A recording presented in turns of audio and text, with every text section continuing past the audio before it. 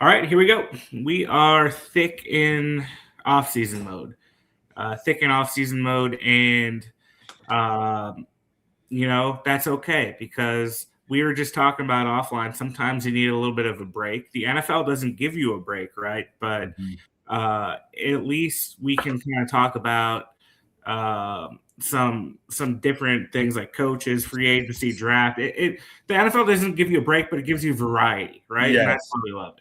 Yeah. It's the best reality TV there is, Andrew, because Yep. it never stops, man. It doesn't stop. We'll do this. We'll do a little bit of coach talk, and then guess what's next month? The combine. So you start doing combine stuff, and then you do draft talk for the next couple months, and then all of a sudden we're doing OTAs, all that stuff. That's way too much. That's way too much for now because we were absolutely relishing in the fact that we don't have to watch sports constantly right now. Right. So we'll take it while we can get it, right? We're not too far away from that dead zone of when the NBA finishes too. Yeah. And then it's just like a couple baseball games.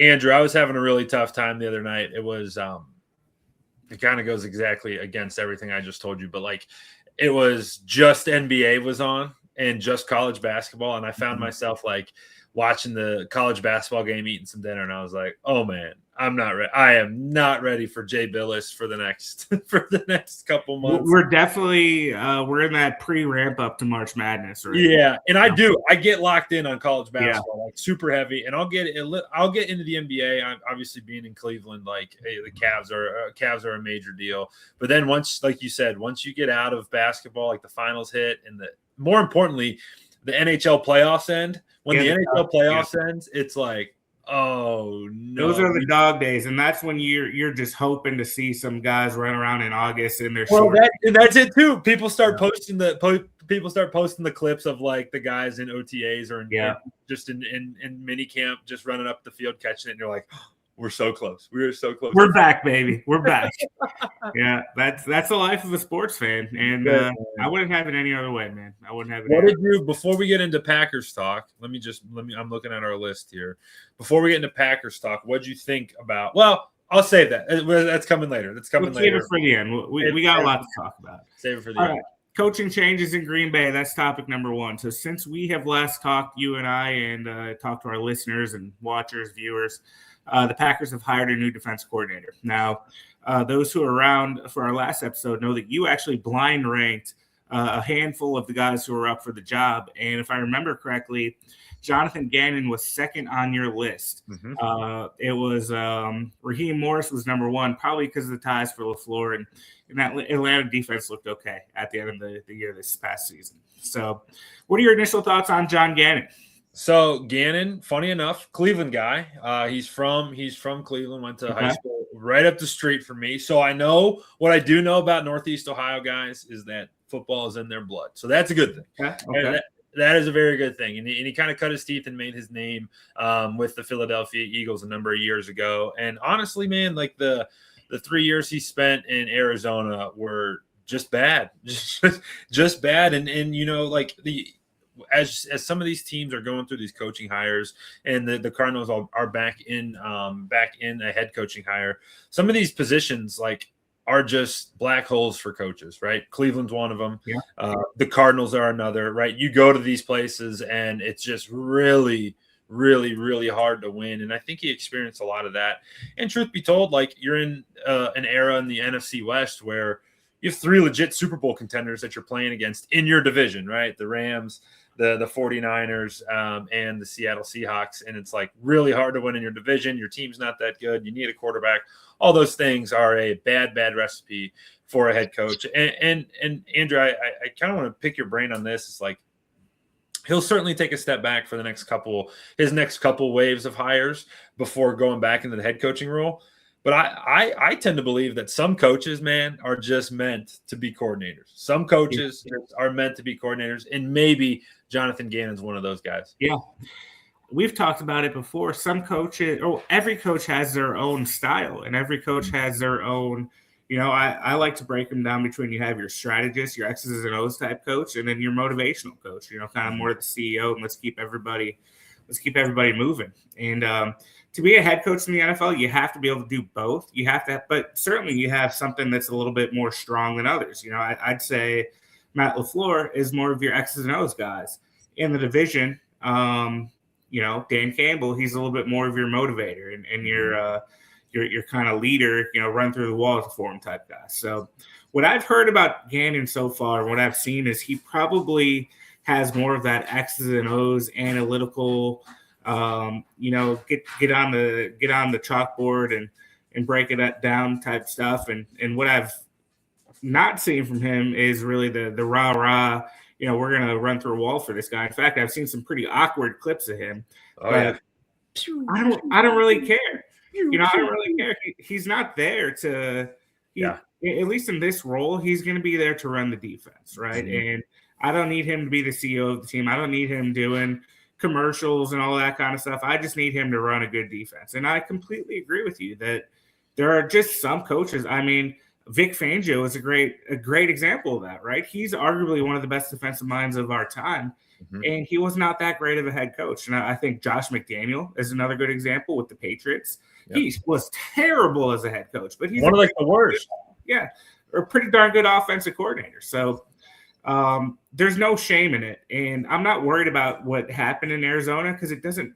I don't think that impacts who he can be as a defensive coordinator. Right, and I would say, you know, this is as obvious as it gets of a statement, but like I look more at his time in Philly where they had 2 years of top 10 defenses and he was in the Super Bowl. And it doesn't go great every week for a defense and for a defensive coach and the staff, but you know, that's a group that was competitive. Obviously he had great players, right? Let's not get it twisted.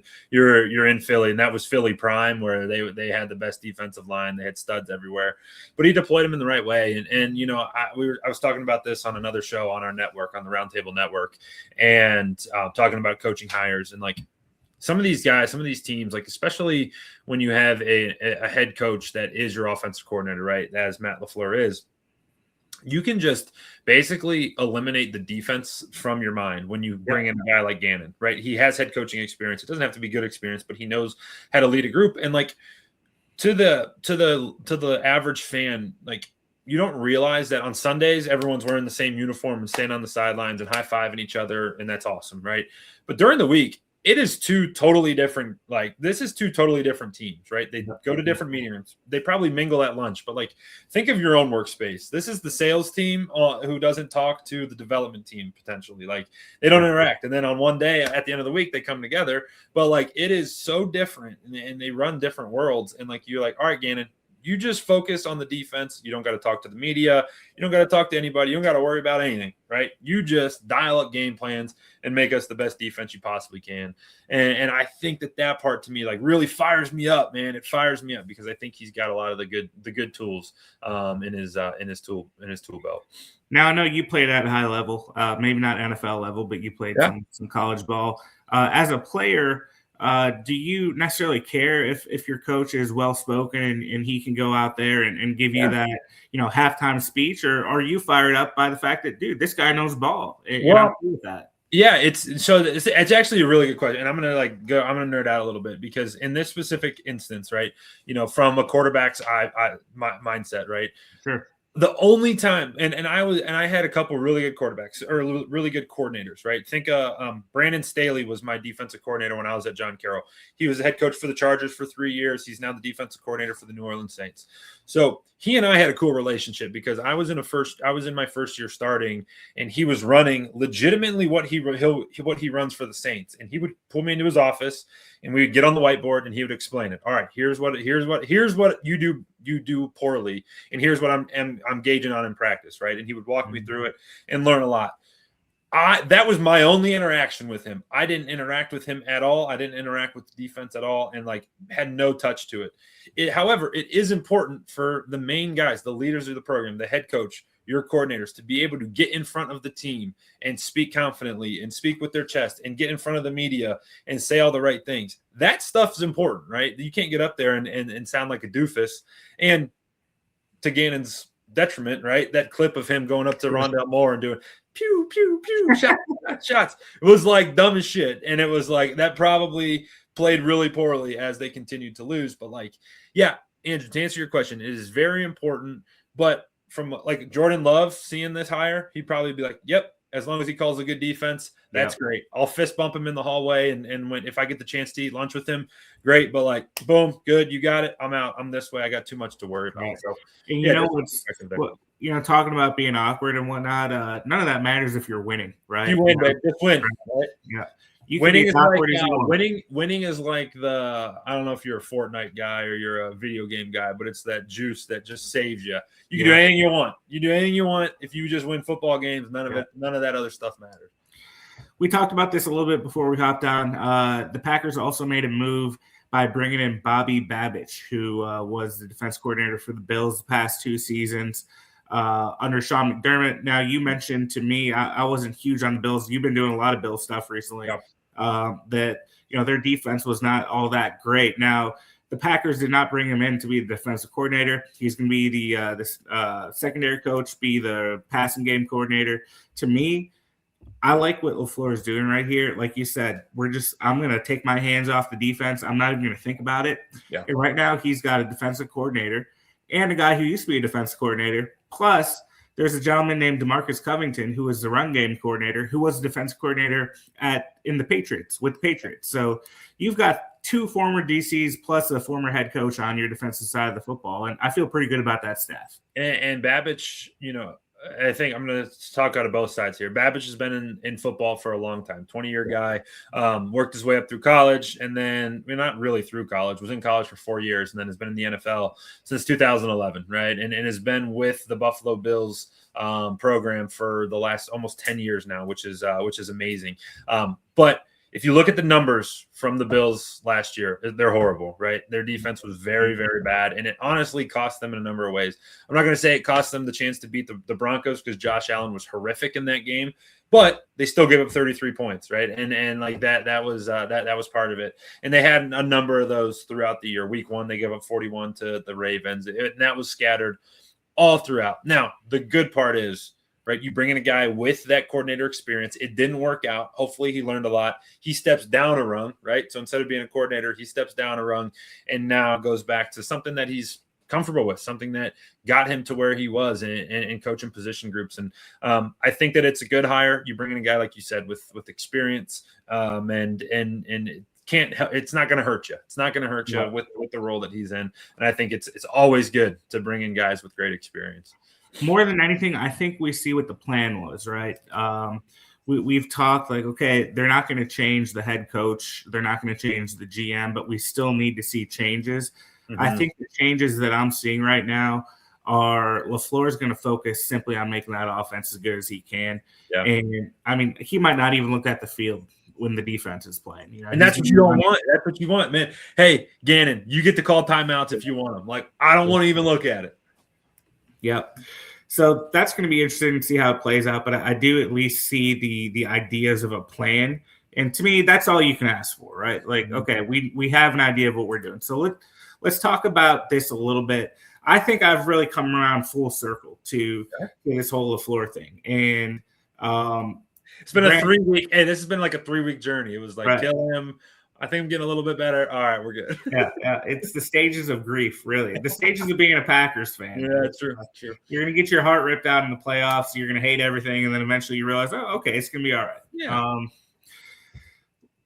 The reason I feel this way more than anything is because I've looked around the league to see some of the hires that have been made. And, I mean, the Browns are a great example of what the Packers could have done. They could have taken a coach like Kevin Stefanski, who took you guys to the playoffs twice, right? Or won 2 playoff games, something along those lines. 2 times, one playoff win. Yeah. And granted, he wasn't living up to expectations, but now, I mean, was it Todd Monken is your head coach? Can you imagine Todd Monken, head coach of the Green Bay Packers? That's very well what could have happened had the Packers decided to get rid of him. Yeah, so Andrew, I I absolutely hear what you say, right? Like we were talking about this. So one of my best friends, he coaches for the New England Patriots, right? So he's getting ready to go to the Super Bowl, right? And so he had an hour today where he was in the group chat with all of us, and we were chatting about it because it was after the Monken news, and he made a comment. He's a Northeast Ohio guy, and he had made a comment. He was like,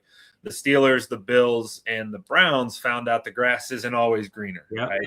And I think that applies to teams in your would be the Packers position, right? The Packers, Bills, right? The Browns were fishing in their own pond, right? Bad roster, not ready to win, right? If the Packers job comes open, you're not interviewing Nathan Shieldhouse and Grant Udinski and Todd Monken and Jim Schwartz. You're interviewing Sean McDermott. You're interviewing Jim Harbaugh. You're interviewing the top dogs in this coaching cycle. Right. That said, there were not many top dogs in this coaching cycle. No. There were not many. And, I don't know. You always got to ask the question, if you're going to move on from somebody, you're going to fire somebody, you bet your ass you better get somebody better. And that is absolutely the expectation for Green Bay. And if they came out with Todd Monken, you'd be like, well, what the heck? What are we doing here, right? For the Browns, there's reasons that Todd Monken could be good, right? Could be good for the Browns situation where it's at right now. But if the Packers, you're right, dude. If the Packers fire LaFleur and come out with Shieldhouse or Jim Schwartz or whatever, you're like, what did we do? How did we get here? And we had it really good. So I think you're right. Staying put's always a good thing. At least with Schwartz, I could have said, well, he's a great defensive coordinator. He's been a head coach before. Now, granted, it was kind of disastrous with the Lions. I'll never forget when him and Harbaugh got in a fight, basically. Yeah. But you can make the case for a guy like him. But I understand what you're saying. The Packers, the Bills, they're in different spots, right? When you're getting a guy who's never been a head coach before, which is really interesting with what's going on in Buffalo, because they want to win a Super Bowl, and now they have a head coach he's barely done anything in the league. Dude, it's that conversation's interesting, and it would be honestly the Bills and the Packers, I think, are in similar planes. Yeah, there's a nice mirror right there. Because you're looking at it, and we talked about this, their owner came out and said, it's not, the expectation isn't Super Bowl. Maybe not in year one, but you probably have 2 or 3 years left where Josh Allen's in his prime. Jordan Love's prime is probably 8. He's probably got 8 more years left of it. He's a little bit younger than Josh and plays a different style. But it's still, hey, the expectation isn't just to get a wild card spot in the playoffs. The expectation is to be in the NFC Championship game and to be going to Super Bowls.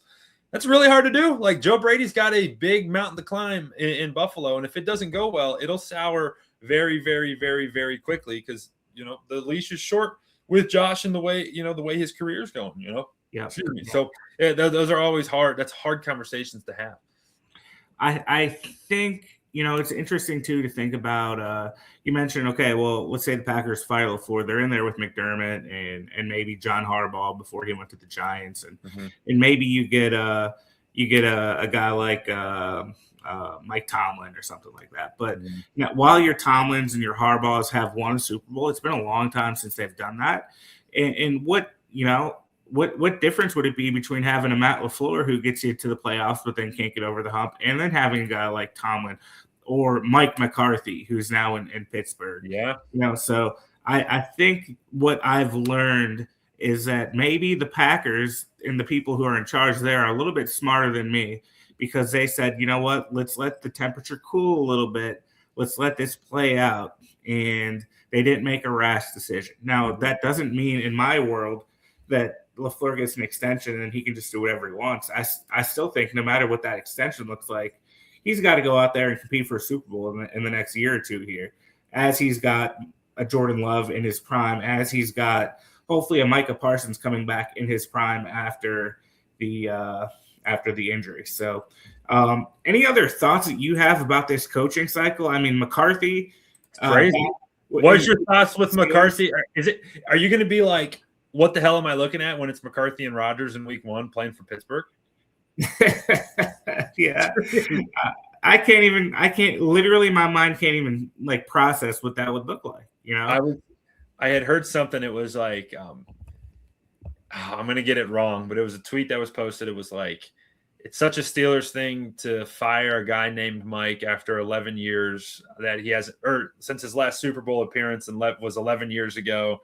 and he was very mediocre since, to hire a guy named Mike, whose last Super Bowl appearance was 11 years ago and has been mediocre since. Yeah. And it's like, yeah, they also saw one. I also saw one. I want to get your opinion on this because I didn't send this to you, but it was the post was letting go of Mike Tomlin and hiring Mike McCarthy is like pooping your pants and changing your shirt instead of changing your pants. It's like, yeah, it's kind of right. It's kind of like that Spider-Man meme where they're just pointing at each other. That's basically what it is. Wait a second. That's crazy. I'm waiting for my phone to ring for the Arizona job. It feels like nobody. Yeah, might as well, right? I mean, it feels like nobody's interviewing for that one. Or the Raiders. Vegas feels weird. I heard something that they're waiting for Clint Kubiak. I'm actually like the Browns thing. Like, I'll do 1 minute on the Browns. Go for it. I think Monken actually, like, to the outside world, everyone's clowning the Browns, which everyone loves to do, and rightfully so. But I do think that this organization needs like a little stability, and it's like everything you see about Todd Monken, mostly from his former players, like a lot of them have come out and said like, oh yeah, this guy can lead a team. He's tough. He's accountable. Like there were some things in there that like the Browns were lacking, like a lot of accountability, and their offense got super stale. And he's shown the ability to lead different types of quarterbacks and different types of offenses. Mm-hmm. So I'm actually come around on that. I wanted one of the young bucks. I wanted Shieldhouse, but I've come around to the idea of Monken, and he's going to assemble like a are you a Avengers guy? I don't know those. Yeah, he's going to bring in the Avengers, right? Yeah, he's going to bring in Avengers level staff of like NFL veterans, like veteran NFL coaches, which could be good in Cleveland. Get them on the right track for the next guy they hire. It sounds like it could be a nice bridge hire. But I feel like you've had a lot of bridge hires over the years. No, it's funny because they haven't.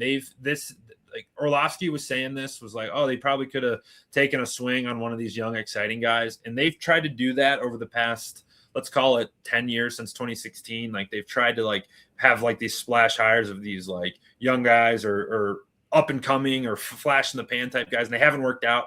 Try to catch a little stability with Stefanski. The messaging went away and his messaging got stale. So they're trying again here. We'll see. Hopefully they turn it around. I don't hate it. I don't love it, but I don't hate it as well. And, I think the win of this hiring process, I think the win of this one is the Chargers getting Mike McDaniel as their offensive coordinator. Yeah. That's going to be sick. Yeah. He's Justin Herbert is just like, that's like the ultimate toy for a guy like him to be able to play with. And what an upgrade over Tua. No offense to Tua, right? But, he's going to have a fun time, I think, there. Yeah. So, that's what I think. This has been a weird cycle. It's very weird cycle, but it goes to your point, man. You better be right when you fire a coach, whether it's the Browns, whether it's the Packers, whether it's the Patriots, you better be right to know that, hey, there's somebody out there that you're going to like, because those good coaches are few and far between, man. Yep. Let's talk about some offseason needs for the Packers. I'm just talking real basic, okay? I don't want to get into here's the depth chart and all that. I'd love to get your opinion as somebody who's watched this team from the outside. I think the biggest thing right now this team needs is cornerbacks. Mm-hmm. You've got Parsons, and again, hopefully he comes back healthy. But even the best pass rusher is not going to do much for your defense if your guys can't cover on the back end. So I think number one, that's where I'd like to see some improvements, whether that's through the draft or free agency. And then, as with anything, offensive line. I'm a big proponent as a football guy. Build through the lines, right? Build through the offensive, defensive line. The big guys are the ones who really keep things moving. So, what does 5,000 foot view thoughts on offseason needs here? In the attempt to be different from what you said, because my first thought goes to secondary. Yep. We talked about secondary every week. Yeah. Every week. I would love, and not a conservative play, Andrew, like a splash addition, right?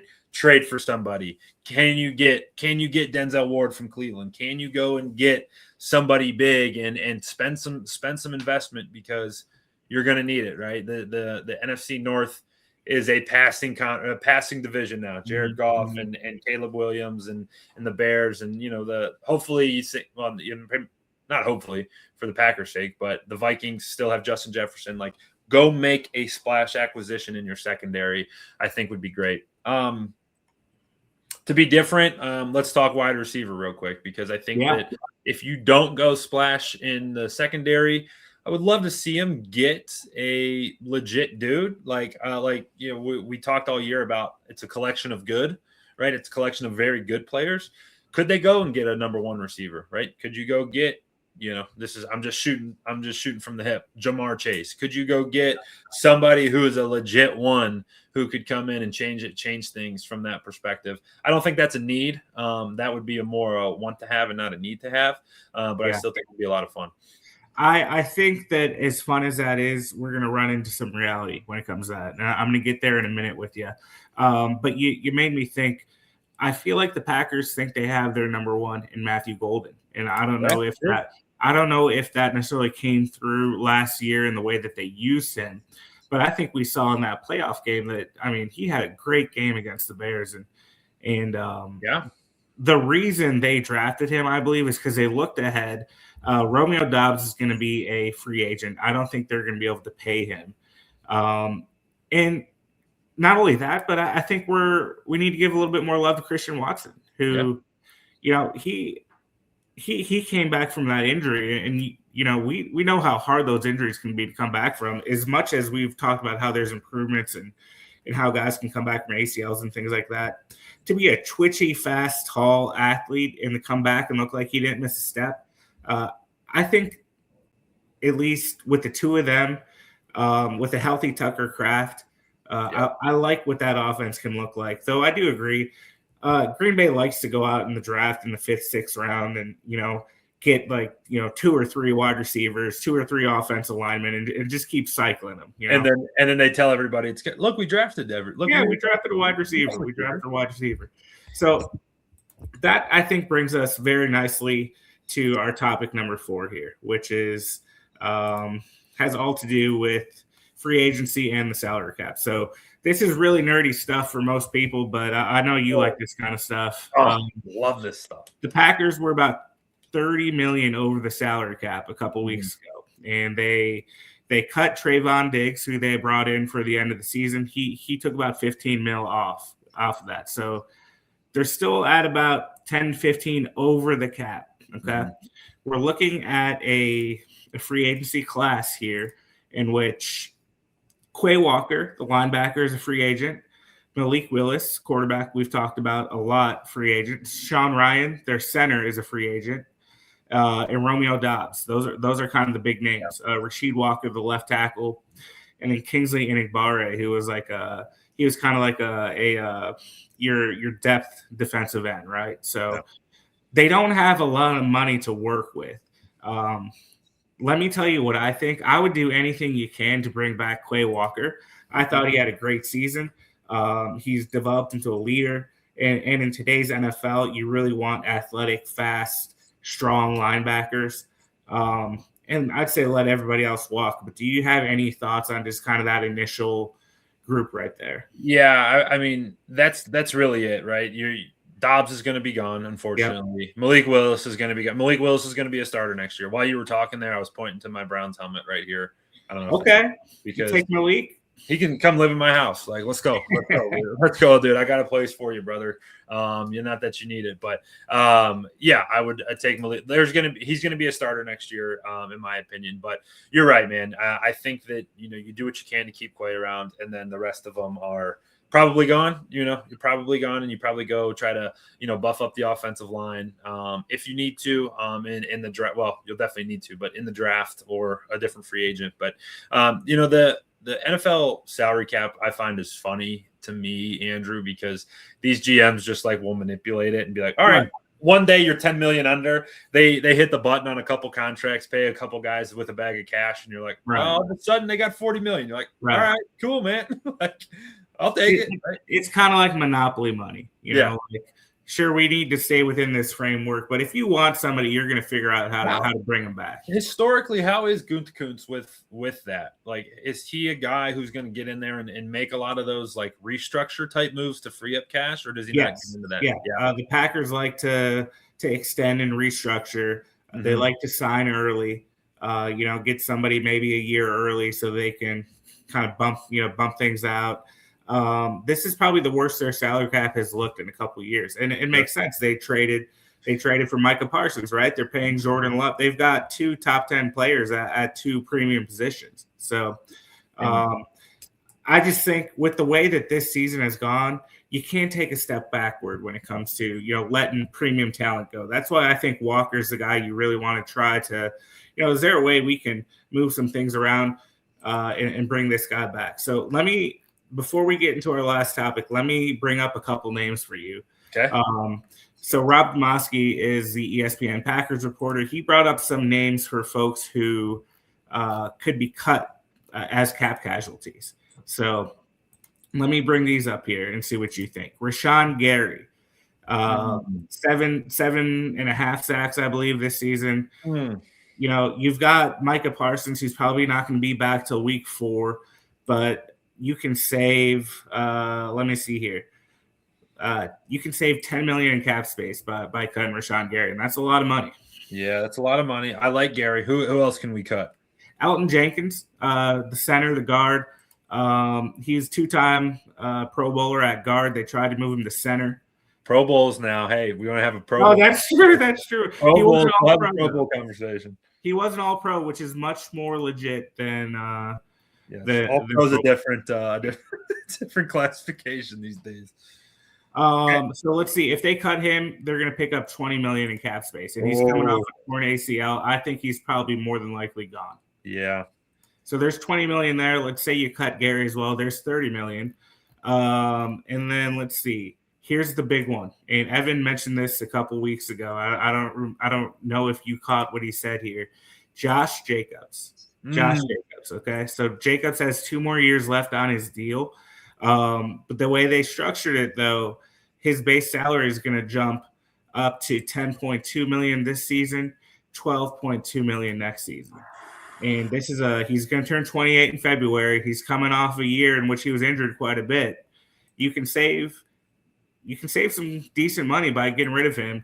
And then you kind of come down to this idea of, do you pay running backs, as they get older? So let's talk about Josh Jacobs. What do you think there? Oh man, that's tough because the writing's on the wall. Because as they, like you said, as they structure it, and it gets more expensive towards the end of that deal, that is prime time cut. And you look at teams like Chicago, where they find Kyle Monungai in the 7th round, and he becomes an RB2. Isaiah Pacheco was another one. Isaiah Pacheco, late draft pick, right? And you look at the Raiders, who took Austin. That doesn't sound right. Genty. I didn't watch a single Ashton Genty. I was going to say Ashton Genty. They take him with the number 3 overall pick last year, and he was just a total disappointment. It's like you can find these guys. Unfortunately, the running back position is like, don't invest in it, and that's the hard part. Because Andrew, we talked all year, man. Like, what did we call Josh all year long? The great state. We called him a stabilizer. Literally, he's the heartbeat of that offense. Called him a stabilizer all season long. That's a hard one to get rid of, man. But that is the type of guy who you cut. That's the type of guy, because you're like, hey, we got to go draft a piece, right? Go pick up somebody in the 3rd round or the 5th round and be like, okay. And they saw from Emmanuel Wilson. Yeah, Emmanuel Wilson. Maybe you saw enough from him where you're like, all right, we're plugging you into the 1. We're going to draft somebody or sign somebody, and Josh, go find a new home. Interestingly, though, Wilson is a restricted free agent, which means they'll have to tender him. Now it's like $3.2 million, I think. Yeah. So they could bring him back for a season. But you're right. I think that, unfortunately, if you play chess, you've got pawns, right? And the pawns are really there just to kind of move around, and they're there to get beat up, and ultimately you discard them. And unfortunately, I think that's kind of what the running back position has become. Now, we've seen when you have a Saquon Barkley, maybe you can go win a Super Bowl, right? But as good as Josh Jacobs is, he's still not even on that level of a Saquon. Andrew, but even the Saquon conversation, he was good one year. This past year, yeah. And it's like that drop-off happened. Not that he hit the drop-off, but Nick Chubb's the drop-off example. He gets injured and falls off a cliff. Yeah. Right? Saquon didn't get injured, but took that step back, and they go from Super Bowl to out in the 1st round. And you're like, you would rather go ahead. I was going to say, I think with an offensive play caller who does like to lean on the run, I'd rather have 2 decent running backs who I can just kind of throw out there rather than one, guy that I pay $10 million a year to. And here's an even more of a question. Would you rather have, a good running back, or would you rather have a lockdown corner, right? And it's like, in today's NFL, I take the corner every day. And you're like, hey, Jordan, right? We need you to step up. We're going to get rid of Josh to get a corner to bring more defensive help in. We need you. We need you boys on the offense. That's the hard part. Well, that's why you pay a guy like Jordan Love and you say he's our franchise quarterback, because this is your job now. We had Jacobs here to kind of stabilize things for a year or two, but now you got to take up the mantle, man. And this is your team now. I was literally just going to mention Christian Gonzalez because we were talking about corners, right? And it reminded me of our final topic, Super Bowl, whatever. I don't even know. 60. 60. Okay. It feels weird, doesn't it? We're old. I'm old. I'm getting old. Okay, so Super Bowl 60. To me, for the Packers, this is a tough matchup, man. The Seahawks are on one side, and I was telling my wife, because she's rooting for the Seahawks because she doesn't like the Patriots. And I was telling my wife, like, you don't understand just the history between the Packers and the Seahawks. I don't want to see the Seahawks win the Super Bowl. Now, again, the other side, and I'd like to hear your thoughts on this, I view the Patriots as kind of the team that the Packers think they are, if that makes sense, right? Green Bay is title town. The Patriots have been to 12 Super Bowls since 2000, right? The Packers have been to 1. So to me, that's a really tough matchup to watch, dude. That it sucks. I was laughing about something. I don't know if I heard it or saw it, and it was like, hey, we all wanted the Chiefs not to be back, right? And the football god said, okay, you don't want the Chiefs? Here's the Patriots. Yeah, here's Sam Darnold versus, okay, so bad for our show. This is my personal thoughts. I'm such a 12 right now. Dude, Sam Darnold. I wanted him coming out of the draft. That's the guy I wanted the Browns to take. They took Baker Mayfield instead. Very funny that Darnold is the first 2018 quarterback. And remember, that class is Baker Mayfield, Josh Allen, Josh Rosen, and Lamar Jackson, and Sam Darnold. And Darnold's the first one to get to the Super Bowl. And he's the first, this one was crazy, the first USC quarterback to get to the Super Bowl, which is unbelievable. Wow. You're talking Mark Sanchez. I think the number was 27. They had 27. They've had the most quarterbacks drafted into the NFL, and he's the first one to go. Jackson Smith and Jigba, Ohio guy. Yeah, Carson Palmer. JSN is an Ohio State guy. Yep. God, is he a smooth route runner or what? Dude. Holy, it's like watching water. Just woo, woo, woo. How many guys can be a legit number 1 receiver and be under 6 foot? Like, there's not many. He is such a technician. He's such a killer with his routes. That's what sets him apart. And he catches everything. Player at Ohio State? What's that? Was he that player at Ohio State? So his last year, he got hurt in week 2 and didn't. Basically, it was before like the NIL stuff was big, and when those players were having to like leverage, like, hey, should I risk my NFL career or not? And he basically sat out his whole last year. But look up the 2022 Rose Bowl, Ohio State versus Utah. He had 15 catches for 347 yards and 3 touchdowns. Something stupid, like just stupid numbers. And he was kind of he was that guy. He was that. To answer your question long-windedly, he was that guy. So he's fun. I understand it when the NFC Championship game started and they like did the shot of the field coming into Lumen Stadium. All I could think about was the onside kick. Like the 2014 NFC Championship game. I don't know why it came into my head, but I was like, son of a gun. That's all I can see right now. Well, there's that. There's the Fail Mary. I mean, you can go on and on. They've had our number for sure. Yeah. Patriots, I love what the head coach has done. Rabel. He's just been, talk about the importance of getting it right with the coach, right? Just in one season, going from Gerard Mayo to Rabel is incredible. And I know you like Drake May a lot, don't you? Yeah, Drake May. He's not playing good in the playoffs, but that dude, just tough as nails, right? Like that 3rd and 6 that he allegedly didn't tell anybody that he just did the Peyton Manning where he faked the handoff and took it around the edge. Like, that was a call he made himself, right? Coach didn't call that. Nobody called it. It's a call he made himself. He's got it. Whatever it is, he's got it. And, he'll be tough to beat. Even though the Patriots aren't playing good offense right now, he's going to be a tough dude to stop. And that offense is clicking, man. They don't have. It's funny that Patriots offense doesn't have. They have Stephon Diggs, but Diggs is like not. He's not like prime Diggs. He's really good still, but he's not like the number one guy. Yeah. They just have like solid dudes everywhere, and they're in the Super Bowl. It's crazy. Yeah, that's a well-run organization. As much as I hate to say it, and the proof is in the pudding, right? Yep. You can, and that's where I want to be as a Packers fan. I want to see my team not just talk the talk, but hey, listen, this is what we do. We're title town. We go win championships, and so I think the Packers could watch this game here as much as it's going to hurt to watch and maybe learn a couple things. So Super Bowl is in a week and a half if you're watching this right now. We'll have another show before then. So we'll have another show.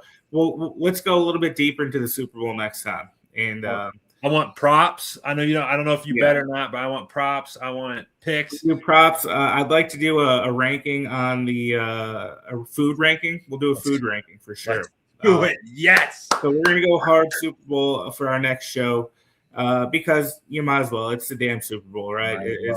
Even I don't like the matchup. I'm still gonna watch that game. So that's the beauty of the NFL. It just it breaks you and then it just pulls you back in, man.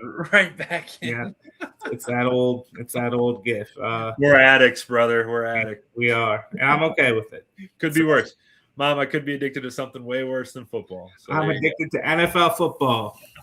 All right, man. Well, good talk. I think it's going to be exciting to see what happens here in the next week and a half. And then, Super Bowl goes through and we're talking mock drafts and we're, it's a fun type of the year too. So for Anthony, I'm Andrew Kula. For everybody at Roundtable Sports and Packers Roundtable, Browns Roundtable, Bills Roundtable, all the places that you're at. Go find it. Just go on a Roundtable, bounce around, find some stuff, and go. There's a lot of good content out there. So thanks everybody for following along, and we will talk to you soon.